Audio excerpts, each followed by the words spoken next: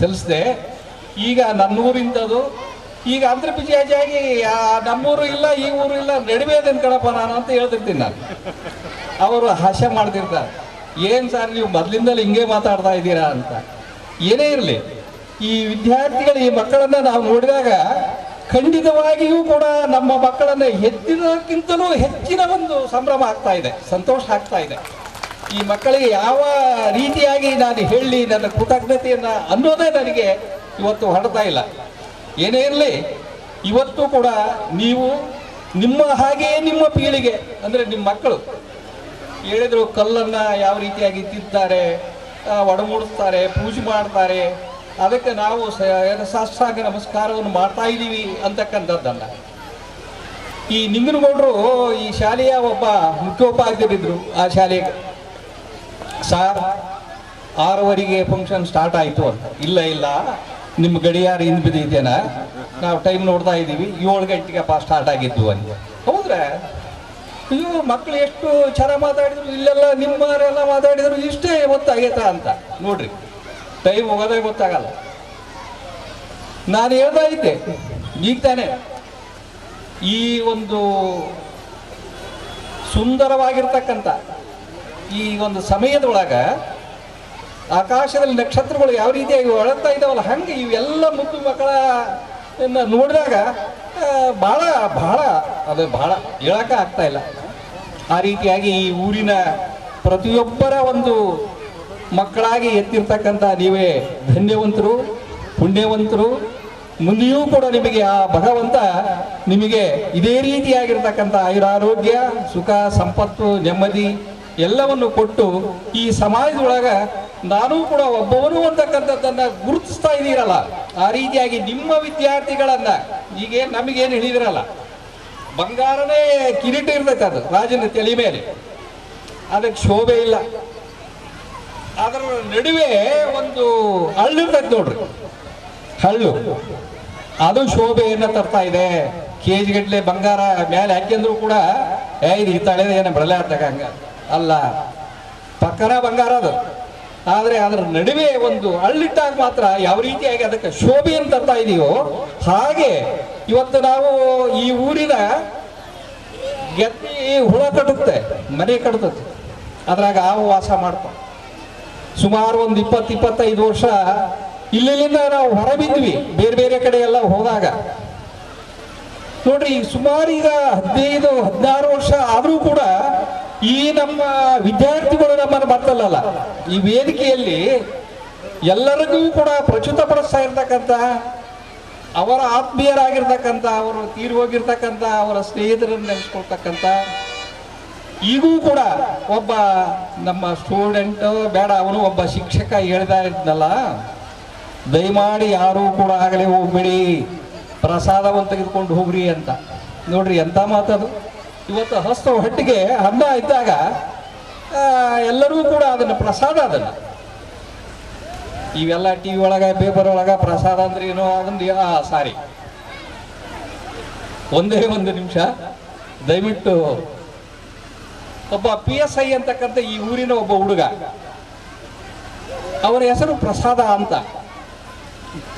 ನಾವು ನಮ್ಮ ಹರಪಳ್ಳಿ ತಾಲೂಕಿನ ಒಬ್ಬ ಅಧ್ಯಕ್ಷರು, ನಮ್ಮ ಸಮಾಜದ ಅಧ್ಯಕ್ಷರು, ನಾವು ಇನ್ನು ಬೇರೆ ಯಾರೋ ಹೋಗಿದ್ವಿ ಅವ್ರ ಮನೆಗೆ, ಅಲ್ಲೇ ನಮ್ಮ ಬಾಜುಕ್ ಮನೆ ಹರಪಳ್ಳಿ ಒಳಗೆ. ಸರ್ ಪರಿಚಯ ಇಲ್ಲ, ಇವರೇನೋ SI ಅಂತೆ, ದಯಮಾಡಿ ಒಂದು 5 ನಿಮಿಷ ಬಿಡು ಮಾಡ್ಕೊಂಡು ಬರ್ತೀರಾ? ಅಯ್ಯೋ ನಡಿಯಪ್ಪ ಹೋಗೋಣ. ಹೋದ್ವಿ ನಾವು. ಅವನೇನು ಎಲ್ಲ ರೆಡಿಯಾಗಿದ್ದ, ಇನ್ನೇನು ಅವನ ಡ್ರೈವರ್ ಇರ್ತಾರೆ, ಆ ಜೀಪ್ನಾಗಿನ ಕಾರ್ ಇಡೋಕ್ಕಾಗಿತ್ತು. ಸ್ಟಾಪ್ ಅಂದಾನು. ಅವನು ಪಾಪ ಕಾರ್ ಒಂದು ಮ್ಯಾಗ್ ಇಟ್ಟನು, ಸ್ಟಾಪ್ ಒಂದಿದ್ದಂಗೆ ಅವನು ನಮಸ್ಕಾರ ಸರ್ ಅಂದ. ಅವರದೇ ಆಗಿರ್ತಕ್ಕಂಥ ನಮಸ್ಕಾರನೇ ಬೇರೆ ಇರ್ತೈತೆ. ಅದು ಯಾವುದು ಪೊಲೀಸ್ನವರು, ಸರ್ ನಮ್ಮ ತನಕ ಯಾಕೆ ಬಂದ್ರಿ ಸರ್, ಕರೆದ್ರೆ ನಾನೇ ಬರ್ತಿದ್ನಲ್ಲ ಅಂದ. ಹಂಗಲ್ಲಪ್ಪ, ಸ್ವಲ್ಪ ಕೆಲಸ ಐತಿ, ಒಂದು 5 ನಿಮಿಷ ನಿನ್ನನ್ನು ಹೆಚ್ಚಿಗೆ ನಾನು ಇದನ್ನು ಮಾಡಲ್ಲ ಅಂತ. ಬರ್ರಿ ಸರ್ ಒಳಗ ಅಂದ. ಅವನು ಏನು ಗೊತ್ತಿತ್ತು ಏನೋ ನೋಡ್ರಿ, ಸರ್ ನೀವಂತೂ ಮೊದಲು ಚಾ ಕುಡಿಯಲ್ಲ, ಏನು ಹೇಳ್ದ ಮಜ್ಜಿಗೆ ತಂಬ ಇವ್ರಿಗೆ, ಸರ್ ನಿಮಗಿದೇನು ಪ್ಲಸ್ಸು ಅವ್ರು ಇರ್ತಾರಲ್ಲಪ್ಪ ಈಗೆಲ್ಲ, ಅವ್ರಿಗೆ ಕೇಳಿದ ಇಲ್ಲ ಬಿಡ್ರಿ ನಾವೆಲ್ಲರೂ ಪ್ಲಸ್ ಅಂದ್ರೆ ಅವ್ರು ಟೀ ಕುಡಿಯ ನಾನು ಕುಡ್ತಿದ್ನಲ್ಲಿ ಅವ್ರಿಗೆ ಯಾಕಪ್ಪ ತೊಂದರೆ ಮಾಡಿದ್ರು ನೋಡು ಅದ ಏನ್ ಕತಿಯೋ ಏನು ಹುಡ್ದಾಗ ಕಲಿಸ್ದಾಗಳಿಂದಲೂ ಅದೇ ಭಾಷೆನೇ ನೋಡಿ. ಅವನು ಆ ಹುದ್ದೆಯಲ್ಲಿದ್ರು ಕೂಡ ಇಲ್ಲೇ ತಮ್ಮ ನಾನು ಅನ್ನ ಕುಡಿದಿದ್ದಲ್ಲ, ಮಜ್ಜಿಗೆ ಅಂತ ಯಾವಾಗಂಗಿದ್ದೆ ಬ್ಯಾಡ ಬಂದೆ. ಇಲ್ಲ ಸರ್ ನಮ್ಮ ಮನೆಗೆಲ್ಲ ಇರುತ್ತೆ ಹಂಗ ಅಂತ ರೆಡಿಯಾಗಿ ಮಾತುಕತೆ ಆಡಿದ್ವಿ. 5 ನಿಮಿಷ ಹೋದ್ವಿ. ಸರ್ ಇಷ್ಟೇನ ಅಂದ ಅವನು. ಅಯ್ಯೋ ಹುಚ್ಚ, ನಿನ್ನಂತರ ಇಷ್ಟು ಕೊಟ್ಟರು ಸಾಕಲ್ಲ, ಬೇಕಾದಷ್ಟು ಮಾಡ್ಬೋದು ತಮ್ಮ ಅಂದ್ವಿ. ಪಾಪ ಅವನು ಪುಸ್ತಕ ಕೊಟ್ಟಿವಿ, ಬರದವನು ಕೊಟ್ಟ. ಪುನಃ ಟ್ರಾನ್ಸ್ಫರ್ ಆಯ್ತು ಅವನು. ಸರ್ ನಾನು ಟ್ರಾನ್ಸ್ಫರ್ ಆಗಿದೆ, ನಾನು ಹೋಗ್ತೀನಿ, ನೀವು ನಮಗೆ ಸ್ವಲ್ಪ ನಿಮ್ದು ಆಶೀರ್ವಾದ ಮಾಡಿರಿ ಅಂದ. ದೇವರದನಪ್ಪ ಮೇಲೆ ಎಲ್ಲರಿಗೂ ಆಶೀರ್ವಾದ ಮಾಡೋನು, ನಾವೆಲ್ಲ ನಿಮಿತ್ತವಾಗಿರ್ತಕ್ಕಂಥವ್ರು ಕಣೋ ಅಂತ. ಸುಮ್ಮನೆ ರೇಖಲ್ಲ ಹಾಗೆ ಒಂದು ಭಾಳ 2 ನಿಮಿಷ ಮಾತಾಡಿದ್ರು ಮುಗಿಸ್ತಾನೆ. ಅವ್ರ ಅವ್ವ ಇದ್ಲು, ಅಮ್ಮ ಅಂದ ಅವನು. ಏನಪ್ಪ ಇವ್ರು ನಿನಗೆ ಗೊತ್ತಾ ಅಂದ. ಅಯ್ಯೋ ದಿನ ಅವ್ರ ಮನೆ ಮುಂದೆ ನಾನು ಆಕಳ ಹಿಡ್ಕೊಂಡು ತಗೊಳ್ಳೋ ಅಂದ. ಆ ಅಮ್ಮ ಅವರವ್ವ, ಆ PSI ಅವ್ವ ಅವರೊಂದು ಹೇಳ್ದ. ಈಗೇನು ಎಲ್ಲರೂ ಕೆಲವರು ಎಲ್ಲ ಹೇಳಿದ್ರಲ್ಲ, ವ್ಯಾಕರಣ ಮಾಡೋ ಹೊತ್ನಾಗ್ಯವ ಇವರು ಹೊಡೆದ್ರು ಅಂದ್ರೆ ಹಂಗಿಂಗಲ್ಲವ. ಇಂಥದ್ದೆಲ್ಲ ಹೇಳ್ತಾರೆ ಬಿಡ, ಹುಚ್ಚ ಹಂಗೆಲ್ಲ ಹೇಳ್ಬಾರ್ದಲ್ಲ ಸರ್, ಮರೆಯೋದಲ್ಲ ಸರ್. ನಾವು ಆ ಬಂಗಾರವನ್ನ ಬೆಂಕಿಗೆ ಹಾಕ್ತೇವೆ, ಅದನ್ನ ಕಟ್ಟಿದ್ದೇವೆ ನಾವು ಯಾವ ಮೂರ್ತಿ ಬರಂಗ ಅಂತ. ಅಯ್ಯೋ ನನ್ನ ಈ ರೀತಿಯಾಗಿ ಆತಲ್ಲ ಅಂತದೇನು ಸರ್ ಆ ಬಂಗಾರ ಹಂಗ. ಅಕ್ಷಾಲಿಗರು ಯಾವುದೇ ಒಂದು ಒಡವೆಯನ್ನು ಮಾಡಬೇಕಾದ್ರೆ ಯಾವ ರೀತಿಯಾಗಿ ಅದನ್ನು ತೀಡಿ ಮಾಡ್ತಾರೋ ಹಾಗೆ ನಿಮ್ಮ ಒಂದು ಪರಿಶ್ರಮದಿಂದ ನಿಮ್ಮ ಆಶೀರ್ವಾದದಿಂದ ನಾನು ಈ ಹಂತಕ್ಕೆ ಬಂದಿದ್ದೀನಿ ಅಂತ. ಅವನು ಮೊದಲು ಒಬ್ಬ ಮೇಷ್ಟ್ರ ಆಗಿದ್ದ ರಾಯಚೂರು ಜಿಲ್ಲೆ ಒಳಗೆ, ಪುನಃ ಅವನು ಆದ ಆ ಡಿಪಾರ್ಟ್ಮೆಂಟ್ಗೆ ಹೋದ. ಹೀಗೆ ಅನೇಕ ರೀತಿಯಾಗಿರ್ತಕ್ಕಂಥ ಒಂದು ವೃತ್ತದಲ್ಲಿರ್ತಕ್ಕಂಥ ಹಾವುಗಳು ಯಾವ ರೀತಿಯಾಗಿ ಹೊರಗಡೆ ಬರ್ತಾವೋ ಹಾಗೆ ಈ ಬೆಣ್ಣೆಳ್ಳಿ ಪ್ರೌಢಶಾಲೆಯಿಂದ ಹೊರಬಿದ್ದಿರ್ತಕ್ಕಂಥ ವಿದ್ಯಾರ್ಥಿಗಳು ಹೇಳಿದರು ಅಮೇರಿಕದಲ್ಲಿದ್ದಾರೆ ಅಂತ. ಇನ್ನೂ ಬೇರೆ ಬೇರೆ ರಾಷ್ಟ್ರದಲ್ಲೂ ಕೂಡ ಅದ. ನಮ್ಮ ವಿದ್ಯಾರ್ಥಿಗಳು ಭಾಳ ಹೆಮ್ಮೆ ಅನಿಸ್ತದೆ ನಮಗೆ. ನಾವು ತಿಳಿದಷ್ಟು ಮಟ್ಟಿಗೆ ದೇವರು ನಮಗೆ ಕೊಟ್ಟಿರ್ತಕ್ಕಂಥ ಜ್ಞಾನವನ್ನ ಅವರಿಗೆ ನಾವು ದಾರಿ ಎರೆದು ಇವತ್ತು ಕೂಡ ನಮ್ಮನ್ನ ಕರೆದು ಈ ಒಂದು ಸಂದರ್ಭದಲ್ಲಿ ನಮ್ಮನ್ನ ಸ್ಮರಿಸಿರ್ತಕ್ಕಂಥ ಅವರಿಗೆಲ್ಲರಿಗೂ ಕೂಡ ಧನ್ಯ ಅನಂತವಾಗಿರ್ತಕ್ಕಂಥ ಧನ್ಯವಾದಗಳನ್ನು ಹೇಳ್ತಾ ಈ ಕಾರ್ಯಕ್ರಮಕ್ಕೆ ಶೋಭಾಯಮಾನವಾಗಿರ್ತಕ್ಕಂಥ ಈ ಮುಖ್ಯೋಪಾಧ್ಯಾಯರು ಊರು ಹೇಳಿದೆಲ್ಲ ಮೊದಲೇನೆ, ಹಾಗೆ ಅವರೆಲ್ಲರಿಗೂ ಕೂಡ ವಂದಿಸ್ತಾ ನನ್ನ 2 ಮಾತನ್ನು ಮುಗಿಸ್ತಾ ಇದ್ದೀನಿ. ಜೈ ಹಿಂದ್. ನಮ್ಮೆಲ್ಲರನ್ನ ಕುರಿತು ಆಗಿನ ಅನೇಕ ನೆನಪುಗಳನ್ನು ಮೆಲುಕು ಹಾಕಿದ್ದಕ್ಕೆ ತುಂಬ ಹೃದಯದ ಧನ್ಯವಾದಗಳನ್ನು ಅರ್ಪಿಸ್ತಿದ್ದೀನಿ. ಈಗ ನಿಮ್ಮೆಲ್ಲರನ್ನ ರಂಜಿಸಲಿಕ್ಕೆ, ನಿಮ್ಮೆಲ್ಲರನ್ನ ಈ ಒಂದು ಕಾರ್ಯಕ್ರಮದ ಕೇಂದ್ರ ಬಿಂದುವಂತಹ ಕೋಗಳಿ ಕೊಟ್ರೆ ಸರ್ ಬಂದಿದ್ದಾರೆ. ಅವರಿಗೆ ಈ ವೇದಿಕೆಗೆ ಸ್ವಾಗತವನ್ನು ಕೋರ್ತಾ ಇದ್ದೀನಿ. ಕೋಗಳಿ ಕೊಟ್ರೆ ಸರ್ ಹಾಗೂ ಕೊನೆಯದಾಗಿ ತಮ್ಮ ಅನಿಸಿಕೆಯನ್ನು ವ್ಯಕ್ತಪಡಿಸಲಿಕ್ಕೆ ಭೋಜಪ್ಪ ಸರ್ ಬರಬೇಕಾಗಿ ಕೇಳ್ಕೊಳ್ತಾ ಇದ್ದೀನಿ.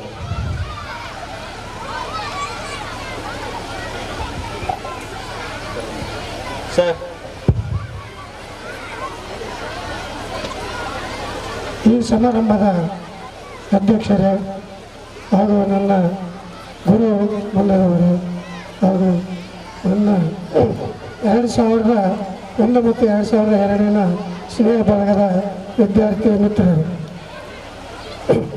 ನಾನು ಜಾಸ್ತಿ ಮಾತಾಡಲ್ಲ, 2 ಮಾತುಗಳನ್ನು ಆಡಿ ಮುಗಿಸ್ತೇನೆ.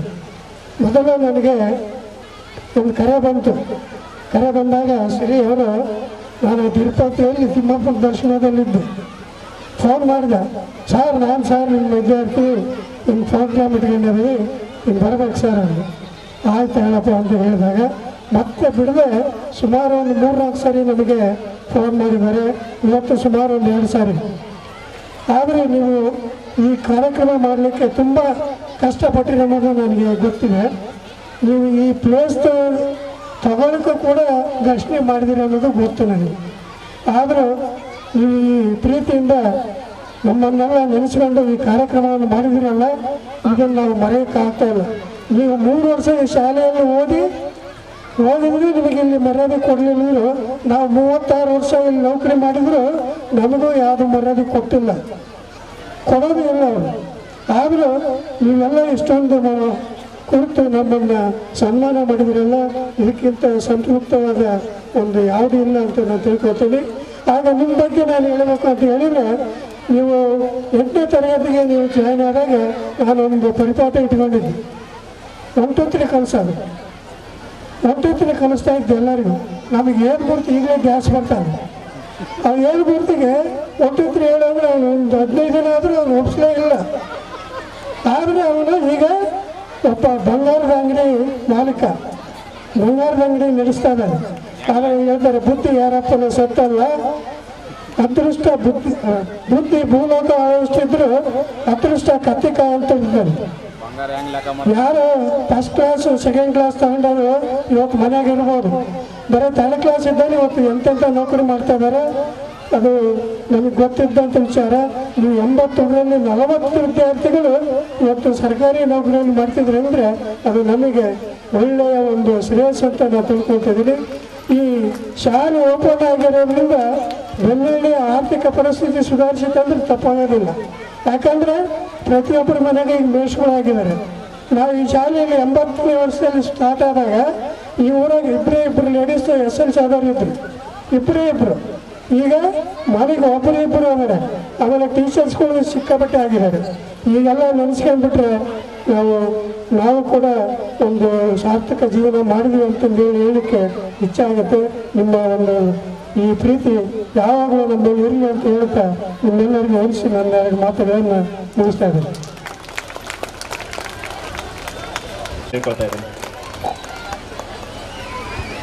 ಕರಿಗೌಡರ ಬಸವನಗೌಡ ಗೌಡಮ್ಮ ಪ್ರೌಢಶಾಲೆಯ 2001-2002 ಇಸ್ವಿಯ ಹಳೆಯ ವಿದ್ಯಾರ್ಥಿಗಳು ಆಯೋಜಿಸಿರುವಂತಹ ಈ ಒಂದು ಗುರುವಂದನಾ ಕಾರ್ಯಕ್ರಮದಲ್ಲಿ ಆಸೀನರಾಗಿರುವಂತಹ ಎಲ್ಲ ಹಿರಿಯ ಶಿಕ್ಷಣ ಅನರ್ಘ್ಯ ರತ್ನಗಳಿಗೆ ನಮಿಸುತ್ತಾ, ಅದೇ ರೀತಿ ಈ ಗ್ರಾಮದ ಎಲ್ಲ ಶಾಲೆಗಳ ಶಿಕ್ಷಕರು ಮತ್ತು ಸಿಬ್ಬಂದಿ ವರ್ಗದವರೇ,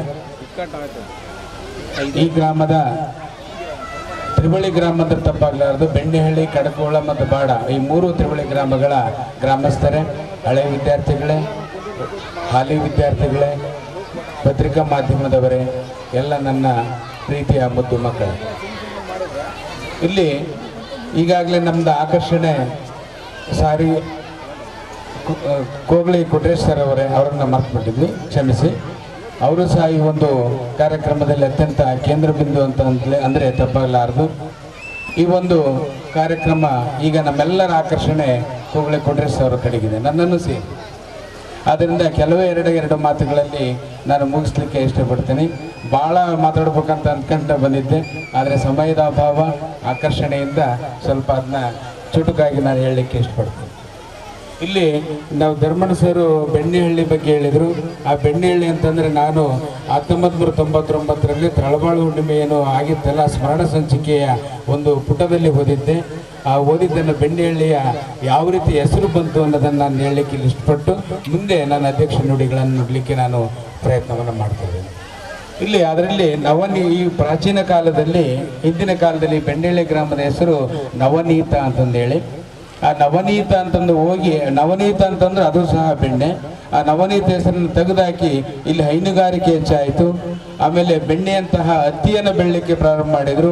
ಇಲ್ಲಿ ಹತ್ತಿ ವ್ಯಾಪಾರಗಾರರು ಬಂದರೆ ಯಾವ ರೀತಿಯಿಂದ ಅದನ್ನ ಹಿಡಿದು ಸ್ಟೇಪಲ್ ಅಂತ ಹೇಳ್ತೀವಿ, ದಾರ ಹೆಚ್ಚು ಉದ್ದ ಬಂತಂದರೆ ಅತ್ಯಂತ ಗುಣಮಟ್ಟವಾದಂತಹ ಹತ್ತಿ ಅಂತ ಹೇಳ್ತಿದ್ವಿ. ಆ ರೀತಿ ಹತ್ತಿಯನ್ನು ಯಥೇಚ್ಛವಾಗಿ ಬೆಳೆಯೋದ್ರಿಂದ ಇದು ಬೆಣ್ಣೆಯಂತಹ ಹತ್ತಿ ಬೆಳೆಯುವ ಗ್ರಾಮ ಬೆಣ್ಣೆಹಳ್ಳಿಯಾಗಿ ಪರಿವರ್ತನೆ ಆಯಿತು ಅಂತಂದೇಳಿ ಅಲ್ಲಿ ನನಗೆ ಓದಿದಂತಹ ನೆನಪು. ಇಂತಹ ಗ್ರಾಮದಲ್ಲಿ ಈ ಒಂದು ಸಭೆಯಲ್ಲಿ ನನ್ನ ಈ ಎಲ್ಲ ಬಿಳಿ ತಲೆಗಳ ನಡುವೆ ನನ್ನನ್ನು ಕೂದಿರಿಸಿ ಅಧ್ಯಕ್ಷ ಸ್ಥಾನವನ್ನು ಕೊಟ್ಟಿದ್ದೀರಲ್ಲ, ಈ 2001-2002 ವಿದ್ಯಾರ್ಥಿಗಳಿಗೆ ನಾನು ಹೃದಯ ಸ್ಪರ್ಶ ಅಭಿನಂದನೆಗಳನ್ನು ಸಲ್ಲಿಸಲಿಕ್ಕೆ ಇಷ್ಟಪಡ್ತೀನಿ. ಅದೇ ರೀತಿ ಇಲ್ಲಿ ನಾವು ಗುರುಗಳ ಬಗ್ಗೆ ಮಾತಾಡ್ತಾ ಹೋದರೆ, ನಾನು ಪ್ರಥಮವಾಗಿ ನೌಕರಿನ ಸೇರಿದಾಗ ನನ್ನ ಅಡಗಿಮಠ್ ಸರ್ ನನ್ನನ್ನು ಜಾಯಿನ್ ಮಾಡಿಕೊಂಡ್ರು. ಅವ್ರ ಜೊತೆಗೆ ಸುಮಾರು 3 ವರ್ಷ, ಅದಾದ ನಂತರ ಅಕ್ಮದೇವಿ ಟೀಚರ್ ಜೊತೆಗೆ ಸುಮಾರು 9 ವರ್ಷ, ಸರಸ್ವತಿ ಮೇಡಮ್ ಅವರ ಜೊತೆಗೆ ಅವರನ್ನ ತ್ರಿಭಾಷಾ ಪಂಡಿತರ ಅಂದರೆ ತಪ್ಪಾಗಲಾರದು. ಕನ್ನಡ, ಹಿಂದಿ, ಇಂಗ್ಲಿಷ್ 3 ಗ್ರಾಮರ್ಗಳನ್ನು ವ್ಯಾಕರಣವನ್ನು ಅವರು ಹೇಳ್ತಾ ಇದ್ರು. ಈ ಅಹ್ಮದ್ ಟೀಚರ್ ಮತ್ತು ಸರೋಜ್ ಟೀಚರ್ ಜೊತೆಗೆ ಕನ್ನಡದ ಪದಬಂಧ ಇನ್ನೊಂದು ಮತ್ತೊಂದು ಅತ್ಯಂತ ಯಥೇಚ್ಛವಾಗಿ ವಿಷಯಗಳ ಬಗ್ಗೆ, ಮಕ್ಕಳ ಬಗ್ಗೆ, ಯಾವ ಮಗು ಯಾವ ರೀತಿ ಬದಲಾವಣೆ ಆಗ್ತಿದೆ, ಯಾವುದು ಮುಚ್ಚಿಡ್ತಿದ್ದಿಲ್ಲ ಆ ರೀತಿ ನಾವು ಚರ್ಚೆ ಮಾಡ್ತಾ ಇದ್ದೀವಿ. ಯಾಕಂದ್ರೆ ಶಿಕ್ಷಕ ಅಂತಂದ್ರೆ ಒಂದು ಕೊಠಡಿ ಒಳಗಡೆ ಹೋದ್ರೆ ಆ 45 ನಿಮಿಷಗಳ ಇಡೀ ಪ್ರಪಂಚವನ್ನು ಮರೆತು ಬಿಡ್ತೀವಿ ನಾವು.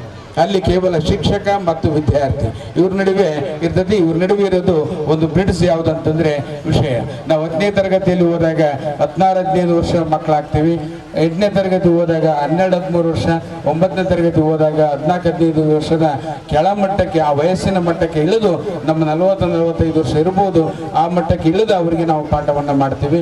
ಅಲ್ಲಿ ನಾವು ಸಹ ಒಬ್ಬ ವಿದ್ಯಾರ್ಥಿಗಳಾಗಿ ಪಾಠವನ್ನು ಮಾಡ್ತಾ ಇರ್ತೀವಿ. ಇಂತಹ ಅನೇಕ ಅನರ್ಘ್ಯ ರತ್ನಗಳ ನಡುವೆ ನಾನು ಅಧ್ಯಕ್ಷ ಸ್ಥಾನವನ್ನು ವಹಿಸಿಕೊಂಡು ಇಲ್ಲಿ ಹೆಚ್ಚು ಮಾತಾಡಲಿಕ್ಕೆ ಆಗಲ್ಲ. ಯಾಕಂದ್ರೆ ಭಾವನಾತ್ಮಕವಾಗಿ ಆಗಲೇ ಬಸವರಾಜ್ ಸರ್ ಅವರು ಮಾತಾಡಿದ್ರು. ಬಸವರಾಜ್ ಅಂತೇಳಿ ಮೋಸ್ಟ್ಲಿ ಅವರು ವಿಲೇಜ್ ಕಂಟೆಂಟ್ ಇರ್ಬೋದು.